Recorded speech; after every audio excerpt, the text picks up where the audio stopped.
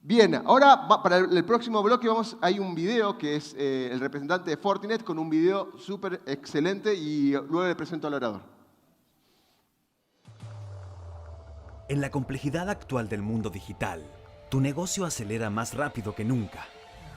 Más personas, más dispositivos, más información y más lugares que nunca. Al crearse un panorama de amenazas más complejo y de rápida evolución, todas las empresas deben estar preparadas para proteger cada extremo de cada espacio contra las amenazas hasta en la nube. Protege lo que más importa con Fortinet. Seguridad digital donde sea que la necesites.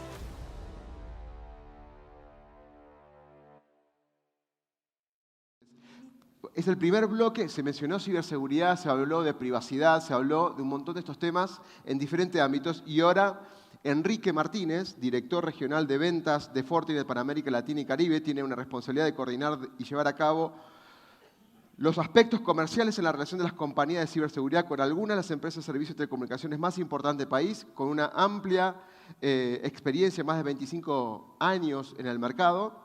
Va a desarrollar la temática la ciberseguridad como pieza clave de la transformación digital en las empresas. Un fuerte aplauso para Enrique, entonces.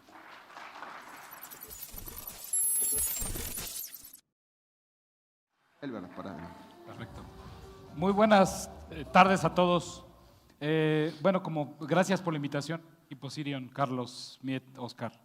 Gracias para nosotros, el equipo Fortinet que nos acompaña, es un honor estar aquí. Bueno, en primera instancia vamos a hablar un poco de cómo está la situación de la ciberseguridad en México. Y estas son noticias de este año, donde podemos hablar un poquito. El Economista, por ejemplo, publica que el 66% de los ataques de América Latina suceden en México. Entonces, pues es evidente que tenemos un problema grave. IDC Online, por ejemplo, publica que México tiene el primer lugar en Latinoamérica, evidente la otra y cuadran al final las dos. Y IT Masters publicó, por ejemplo, el número de ataques del año pasado, 187 millones de intentos de ciberataques. Entonces es evidente que en México es un target de los hackers, que tenemos que preocuparnos por ello. Y no solamente México, sino es un tema global. Y para ello presento algunas cifras de la Interpol, algunas 100% relacionadas a ciberseguridad, algunas otras no, pero que al final, al hablar de ellas, tenemos que hablar de ciberseguridad. Lo curioso de este reporte del 2022 de amenazas de Interpol es que menciona que el ransomware es el número 1 de las amenazas que se tienen. Y ahorita vamos a hablar un poco más de lo que es ransomware, me imagino que o han escuchado sobre ransomware. Segundo punto tiene que ver con phishing o con temas de que pescan a los usuarios con páginas apócrifas o con algún correo falso, etcétera, y los pescan y obviamente ya es un problema grave porque es una falta de educación hacia los usuarios. Por desgracia, el tema de pornografía infantil y todo el tema de abuso sexual para menores es un tema súper grave. Digo, desgraciadamente está relacionado también a temas de ciberseguridad porque es la forma en que podemos tratar de encontrar a los responsables. El no proteger el negocio, el correo del negocio, y esto es algo que viven todos los días, el no tener educada a la gente que utiliza el correo electrónico de nuestras propias empresas es un problema ya. Digamos que los hackers utilizan mucho ese medio para comprometer a nuestras organizaciones. El otro es obviamente la intrusión a las computadoras, el fraude financiero, que obviamente el fraude financiero está ligado a ciberseguridad, pero también el fraude financiero hasta en una llamada telefónica, ¿no? Y lavado de dinero, que el lavado de dinero es muchos temas de ciberseguridad, pero también en el día a día de nosotros. Nosotros tenemos, para poder entender un poquito la ciberseguridad, necesitamos entender un poquito quiénes son los actores que tenemos o contra quién nos vamos a enfrentar. Que muchas veces dicen, son los hackers. Sí, pero los hackers también tienen tipos de hackers. Entonces, hablando un poquito de los actores y obviamente del impacto que tiene los ciberataques, particularmente el Foro Económico Mundial menciona que tenemos el impacto de los ciberataques ya va a llegar en 2027 a 24 trillones de dólares, ¿no? Entonces, los montos son muy importantes. El tema del cibercrimen es un tema muy redituable, digamos, para los hackers, porque hoy día el invertir ellos $4,000 en herramientas, en equipo de cómputo para poder hacer un ataque, les puede llevar a ganar $1,000,000. O sea, entonces, evidentemente cada vez hay más hackers, pues, al final hay mucha lana alrededor de esto. El ransomware hoy día tiene un impacto en el mundo de nosotros, digamos, en el día a día, de más de $1,000,000,000. Obviamente, lo increíble del ransomware particularmente, y si no conocen qué es el ransomware, es un malware que se instala en tu máquina, se encripta la información y después te piden una recompensa por ello.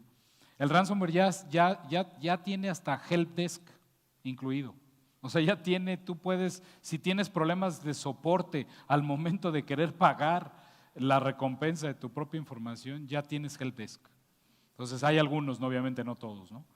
86% de las brechas de ciberseguridad están relacionadas a dinero y 55 de esas brechas están relacionadas con crimen organizado, es decir, organizaciones formales que se están encargando de todo este ciberataque, ¿no? ¿Cuánto vale una tarjeta de crédito en la dark web? $150. Eso es lo que se gana un hacker por un número de tarjeta de crédito de nosotros. Y es muy sencillo conseguirlo, es entrar a la dark web y comprar un número de tarjeta de crédito para poder hacer alguna transacción en internet. Es evidente que pues, entre más información obtienen de nuestros teléfonos, de nuestras computadoras y demás, pues el crimen se hace más grande. Hoy los datos es lo más importante, es lo que tenemos que proteger en nuestras organizaciones y es el combustible de la economía digital. Entonces, los actores que están detrás de esta información son muchos. Estamos hablando, aquí vamos a hablar de cada uno muy rápido. Estamos hablando de los grupos de APT, son grupos específicos con propósitos no necesariamente monetarios, pueden ser monetarios, políticos, de gobierno, etcétera, patrocinados normalmente por entidades de gobierno, de países inclusive patrocinando, aquí pongo algunos grupos, APT10 por China, APT28 por Rusia, y pueden investigar en internet qué ha hecho cada uno de esos grupos, que al final lo que hacen es pertenecer o se meten a una red de nuestros clientes o de los gobiernos, pueden permanecer hasta 200, 300 días escondidos dentro de la red, obteniendo toda la información que necesitan para que en su momento la exploten como ellos, dependiendo del fin que ellos tengan, ¿no? Otro, por ejemplo, son los grupos de ciberespionaje. No sé si saben, pero por ejemplo, pongo el ejemplo del Dark Hotel, que es un grupo que se dedica a espiar redes inalámbricas de los hoteles. Llegamos a un hotel, nos conectamos a la Wi-Fi del hotel y ¿qué creen? Que si esa cadena de hoteles está siendo atacada por Dark Hotel, pues está obteniendo toda la información de tu teléfono, de tus tarjetas, de todas las transacciones que estos aguas cuando se conecten a los Wi-Fi de los hoteles, inclusive de eventos masivos. Los grupos hacktivistas, creo que todos conocen a Anonymous. Si bien Anonymous a lo mejor su propósito no es primeramente financiero, pero al final es un hacker, y no olvidemos que es un grupo que está proactivamente buscando la forma de hackear y a veces con intenciones de ridiculizar a alguien o de amenazar a alguien, pero al final de cuentas no podemos perder de vista que son hackers. Los operadores de botnet, que obviamente utilizan todo el poder del internet. Mirai, por ejemplo, que es uno de los ejemplos que viene ahí, es una red de botnets que se encarga de atacar las cámaras IP y los routers. Entonces, si nosotros no nos cuidamos de este tipo de ataques y tenemos una cámara IP, probablemente sea el medio de entrada para cualquiera de estos grupos. Operadores de ransomware, por ejemplo, Maze, que es un malware que ya tiene rato en la industria y que inclusive ha avisado que ya no va a operar más y que todo lo hizo para educar a la industria y demás, cosas falsas evidentemente, con la intención de al final lucrarse con todos nosotros. Y los ataques de negación de servicio que no dejarán de existir, ¿no? ¿Qué es un ataque de negación de servicio? Los hackers buscan la indisponibilidad de nuestra infraestructura, ya sea portales, aplicaciones o cualquiera de estas cosas. Entonces, estos siempre han existido y seguirán existiendo dependiendo el objetivo que tenga el hacker. Ahora bien, ¿qué pasa cuando una vulnerabilidad sale en el mercado? Está complejo este slide, pero básicamente lo voy a explicar sencillo. El 24 de noviembre es real, es un caso real. El 24 de noviembre de 2021, Apache publica una vulnerabilidad de acceso remoto hacia sus aplicaciones. El 9 de diciembre, un grupo GitHub publica oficialmente que la vulnerabilidad es viable de ser utilizada. Después de esa publicación, que sucede a las 3:32, en 82 minutos después, los hackers empiezan a utilizar esa vulnerabilidad y toda esta información la obtenemos de nuestras propias consolas Fortinet, evidentemente. Nosotros tenemos unos laboratorios que se llaman FortiGuard Labs, que están en Canadá, que es la inteligencia real de nosotros. Entonces, obtienen esta información, a los 82 minutos empiezan los ataques. Fortinet saca una firma para IPS al día siguiente, que es una firma, es un update de nuestra infraestructura que le instalas al Intrusion Prevention System para que puedas bloquear ese tipo de ataques. Entonces, el 10 de diciembre nosotros generamos este release para que se instalen nuestros IPS y permita el bloqueo de esa vulnerabilidad.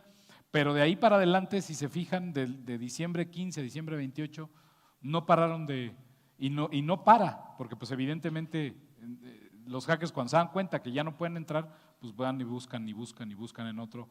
Primero, evidentemente buscando en dónde pueden utilizarla, ¿no? Ahora bien, ¿qué está pasando en el mercado telco en cuanto a todo este tema de ciberseguridad y vulnerabilidades? Insisto, esta información sale de FortiGuard Labs, que es la inteligencia de Fortinet, que evidentemente tenemos más de 20 años ya en el mercado, y este sitio como tal tiene a los expertos en ciberseguridad que se encargan de estar actualizando la información. Para entender un poco qué está pasando en el telco, tenemos que entender primero cómo se gestiona un ataque, cuál es el framework de un ataque. Un ataque empieza primero con un reconocimiento, es decir, el hacker tiene que ver cómo va a entrar, qué es lo que quiere lograr y a quién va a atacar. Después, ¿qué armamento va a utilizar? ¿Qué armamento? Entiendes, aplicaciones, qué malware, qué troyanos, etcétera, va a utilizar para poder entrar a ese cliente.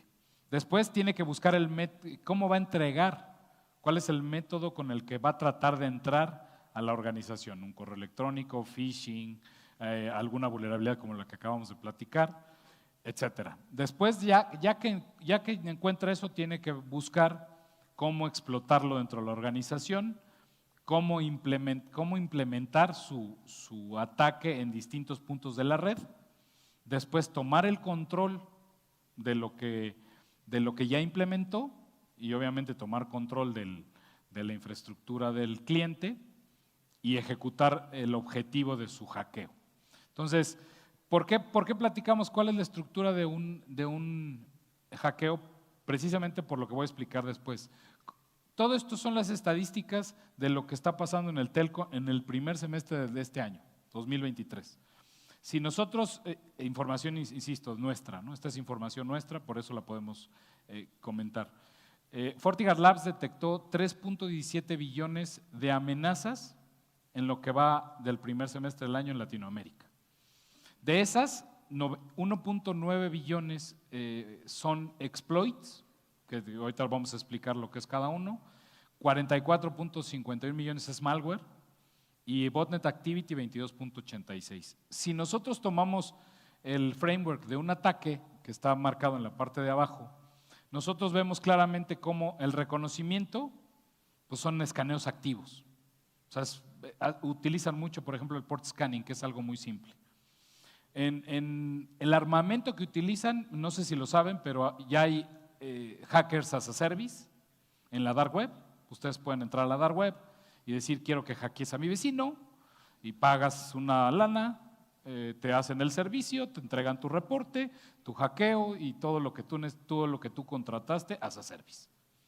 Y por eso habla de que en el armamento podrías utilizar el crime as a service, ¿no?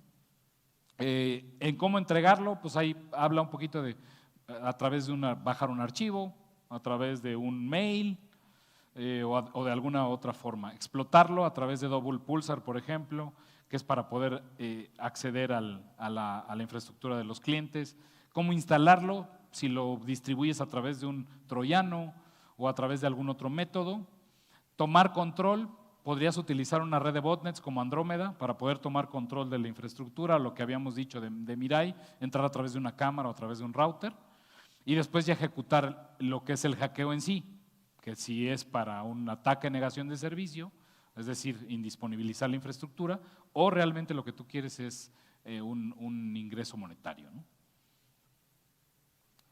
Hablando un poquito de la primera fase, digo, desgraciadamente no hay el tiempo suficiente para hablar de todas las fases, pero hablando particularmente de la fase de reconocimiento, si nosotros nos fijamos en el primer semestre del año hay 162 millones de intentos, y si se fijan del lado izquierdo está el Starport Scanning, es una herramienta simple que cualquiera de nosotros puede bajar de internet para utilizarla, le pones la dirección IP a la que te quieres conectar y te dice qué puertos están abiertos y por dónde puedes empezar ese reconocimiento y qué puertos podrías utilizar para un posible ataque.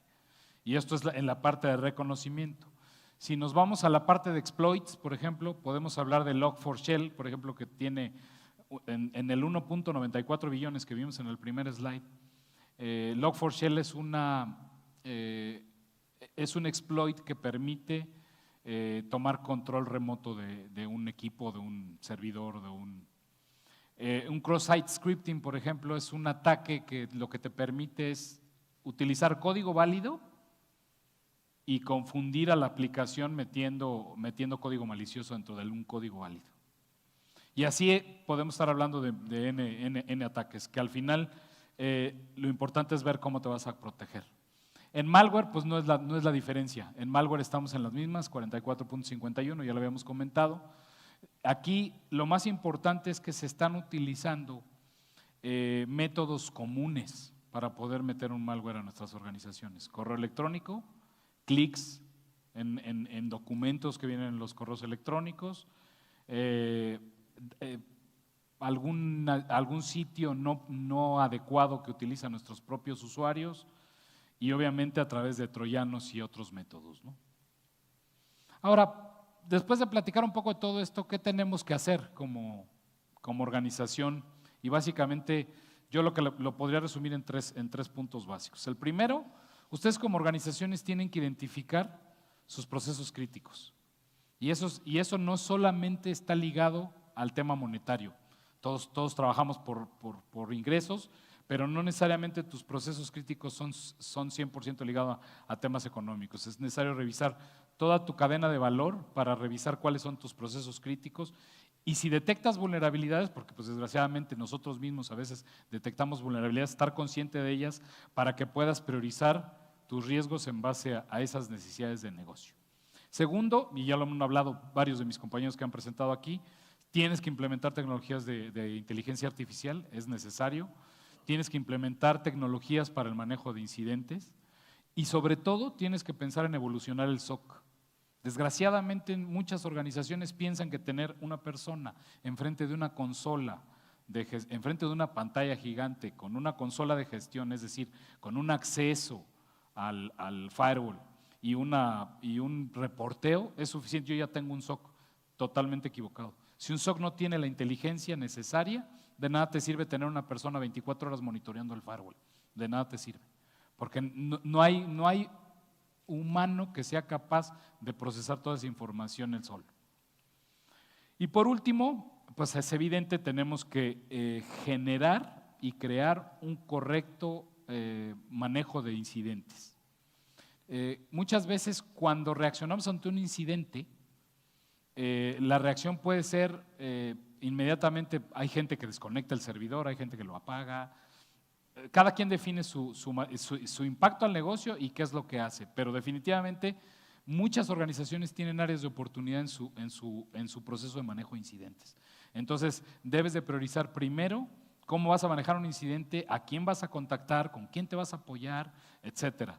Que obviamente nosotros tenemos, ya como comercial podemos ayudarlos en todo este proceso. ¿Por qué Sirion? Muchos dicen, oye, ¿y qué relación tiene Fortinet con Sirion? Es muy simple. Sirion es un partner estratégico para nosotros en el mundial. Estamos prácticamente en toda Latinoamérica con ellos. Tenemos ofertas formales creadas con ellos. Aquí ponemos a manera de ejemplo dos de ellas. Una es Secure SD-WAN, que me imagino todos han estado en el tema del SD-WAN últimamente, cómo optimizar sus costos, etcétera. Y tenemos también una oferta de OT.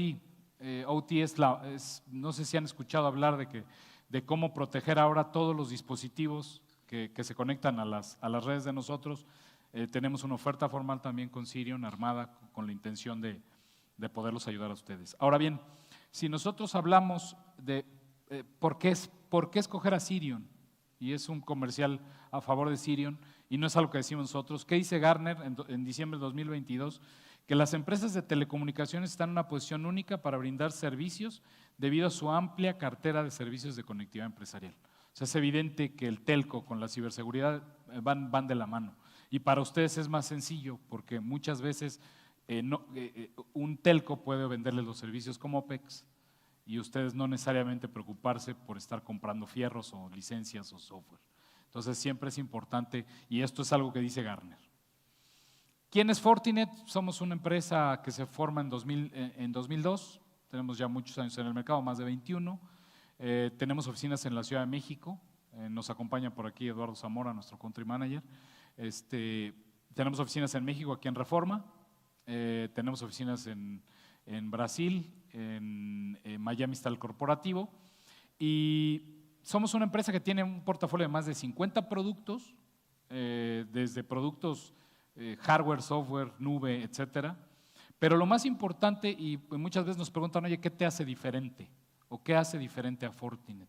Y lo que les platicamos es hablar de firewall contra firewall, pues hay muchos que son buenos.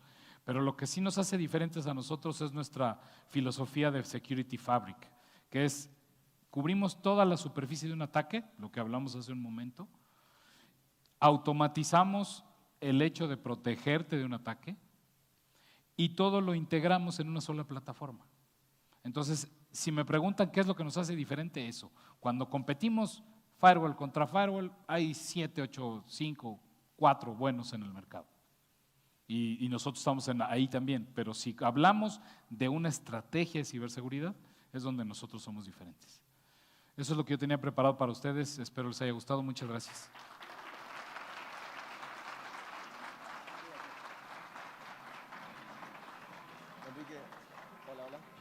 Hola, bien, perfecto. Dos preguntas. Atrás hay un grupo de chicos que están muy interesados con el tema de los millones, pero no entendí si querían armar una helpdesk de hackers o… pero están muy interesados del otro lado. Esa pregunta la descartamos, ¿sí? Sí, esa la descartamos. Esa después platicamos. ¿Sí? Una pregunta que, relacionada con ciberseguridad, hablaba que la parte de la ciberseguridad es mucho de la intuición, más que de las herramientas. ¿Cómo puede estas herramientas de inteligencia artificial que propone Fortinet, o sea, inteligencia distribuida, puede ayudar a darle valor al CISO, la posición del Chief Information Security Officer? Partido de esto, intuyo desde la pregunta que el CISO es más intuición y no tantas herramientas, ¿sí? Así planteo la pregunta. Dar vos tu mirada real de lo que ocurre. Yo creo que la inteligencia artificial le viene a dar un valor adicional al CISO en el sentido de que las decisiones que hoy toma están basadas simplemente en lo que ven su tecnología. Y al utilizar inteligencia artificial, que no solamente ve lo que está pasando en su tecnología, sino lo que están intentando lograr, es decir, un paso adelante, le puede ayudar a tomar decisiones previamente a que suceda un incidente. Entonces, la inteligencia artificial para mí lo que viene a dar de valor a la ciberseguridad es que las decisiones sean tomadas antes de que un incidente suceda. Y hoy muchas de las decisiones que se toman son por incidentes que ya sucedieron o que están sucediendo en el momento. En tiempo real. En tiempo real. En otra parte del mundo, por ejemplo. Sí, claro, por supuesto. Correcto. Y localmente, en tu propia infraestructura, porque si tú pones FortiAI, ya hablando de comerciales, pues evidentemente va a ponerle un sabor adicional a tu propia infraestructura que ya tienes. No es lo mismo monitorear una consola de firewalls y estar monitoreando los logs y decir hay un ataque, a monitorearlo a través de inteligencia artificial que te puede decir, oye, estoy notando un comportamiento anómalo que puede llevarte a un ataque no necesariamente en ese día. Probablemente es algo que va a suceder después. Me contestaste la segunda pregunta, pero quiero resaltar esto. Entonces, el foco es la prevención y anticipación. Correcto. ¿Sí? Ahora, ¿cómo ocurre? ¿Cuál es tu mirada al respecto de algo que está sucediendo donde las empresas se centran en la ciberseguridad en la periferia y centrado en la propia desde adentro, pero últimamente están fallando lo que llama la cadena de valor de los proveedores? O sea, desde los proveedores atacan y pasan a vulnerar a las empresas. Mira, no quiero hablar de competencia ni mucho menos, pero lo que está sucediendo entre telcos y cuando intercambian información, se están poniendo, es similar a lo que sucede con la CNBB en los bancos.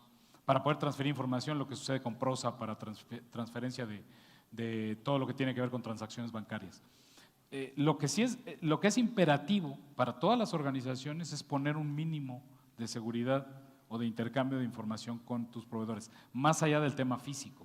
Si ese es un proveedor que te entrega algo físico, pues tendrás que poner tus controles físicos. Pero si es un proveedor con el que intercambias información digital y muy crítica, debes de ponerle las reglas mínimas de intercambio de información, encriptada, dependiendo del grado. Ahora, lo más importante y que va relacionado a lo que tú estás diciendo es la educación de los usuarios. El problema más grave en ciberseguridad no es si no tienes firewall, no es si no tienes una tecnología. Somos nosotros por falta de entrenamiento, por falta de gente que no tenemos en el mercado. Hay escasez y siempre la habrá.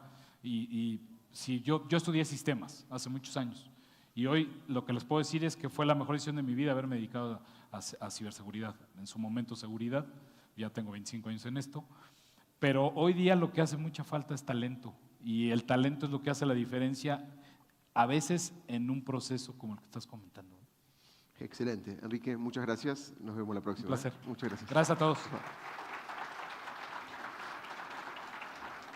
Bien, sigamos entonces. Esto sin prisa y sin pausa.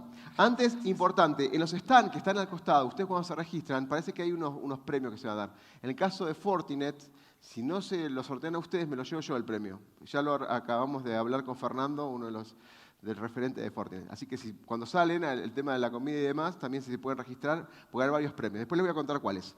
Ahora, antes de empezar con el bloque y el QR, vamos a presentar un video de casos de éxito de Fortinet, de Sirion, ¿sí? Anawap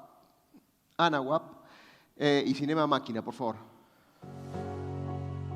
A partir de la pandemia del COVID-19, las dinámicas de estudio tuvieron que transformarse de manera importante, necesitando de una gran interconectividad, mucho más eficiente, más rápida, dinámica. Sirion ayudó a la Universidad de Anáhuac, México, en la interconexión de redes de TI en todas las áreas de la universidad. A través de conexiones de ancho de banda de 5 GB por segundo para cada campus y conectividad de fibra óptica para mantener la calidad de los servicios. Que favorece la interconexión de todas las áreas a través de un ancho de banda seguro y una arquitectura de red flexible. En conjunto hemos logrado que los dos campus estén interconectados en todo momento.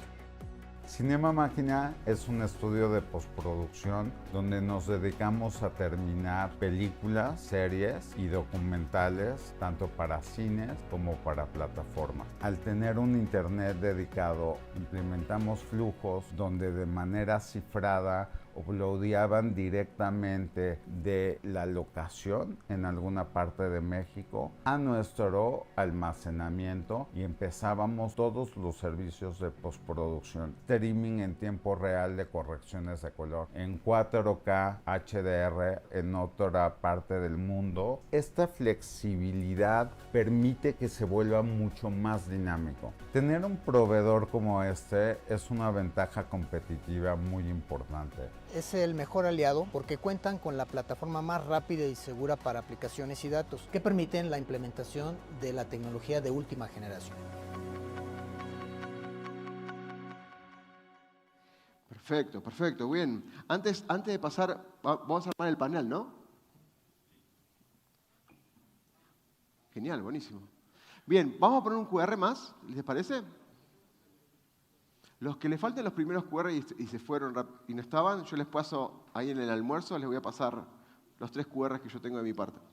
Bien, este libro en particular, mini libro, habla de no 100, son 150 razones. ¿Cuáles son las razones? Las excusas que ponen todas las empresas y los líderes, incluso esos jefes que hablaba Ana, ¿sí? Para no cambiar.